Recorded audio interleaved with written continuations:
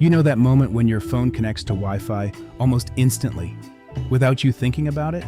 That invisible handshake between your device and the router happens in a fraction of a second. You take it for granted, everyone does.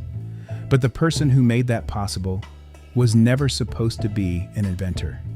She was supposed to be beautiful, and nothing else.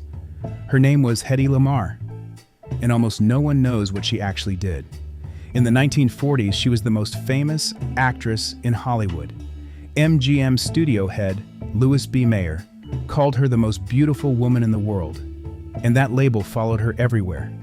She had grown up in Vienna, the daughter of a bank director who walked her through the city, explaining how things worked: tramways, printing presses, machines of every kind. That curiosity never left her. By the time she was living in Hollywood, she had quietly set up an inventor's table in her home, working on ideas between film shoots. She was largely self-taught, and she didn't care who found that strange. In 1940, she met composer George Antheil at a dinner party. Antheil was known for his avant-garde work, including a 1924 piece called Ballet Mécanique, which he had synchronized across multiple player pianos. The two of them began talking, then they began working. The problem they wanted to solve was military. It was World War II, and American radio-guided torpedoes were dangerously easy to jam.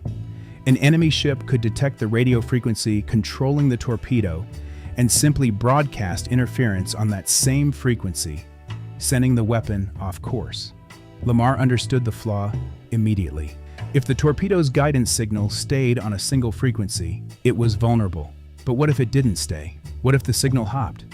The idea they developed together was called frequency hopping spread spectrum. Instead of transmitting on one fixed radio channel, the signal would jump rapidly and unpredictably across multiple frequencies, and the receiving device would follow those jumps in perfect synchronization. Using a shared pattern, neither side broadcast openly. Any attempt to jam one frequency would fail because the signal had already moved. On August 11, 1942, Lamarr and Antheil were granted United States patent number 2,292,387. The patent described a secret communication system. Lamarr even assigned her rights to the U.S. government, refusing any payment. She wanted to help win the war. The Navy shelved it. Officials reportedly found the mechanism too complex to implement with the technology of the time. The patent expired in 1959, before the electronics industry had caught up to the idea.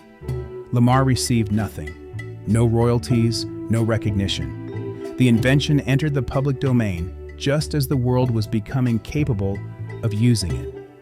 Decades later, engineers working on secure military communications in the 1980s developed spread spectrum technology independently and found that it had already been patented in 1942 by a film actress. The principle Lamarr and Antheil described became foundational to what would eventually become CDMA, the standard underlying modern cellular networks, and then Wi-Fi, and then Bluetooth, and then GPS signal processing. It is not an exaggeration to say that nearly every wireless device you own relies at some level on a technique first formally described by Hedy Lamarr. She did not live in obscurity forever.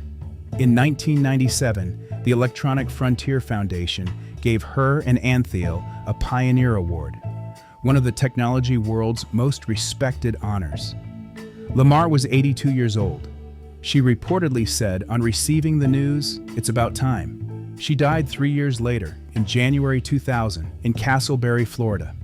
The reason most people never heard her name isn't complicated. The world had decided what she was: beautiful, an actress, decorative.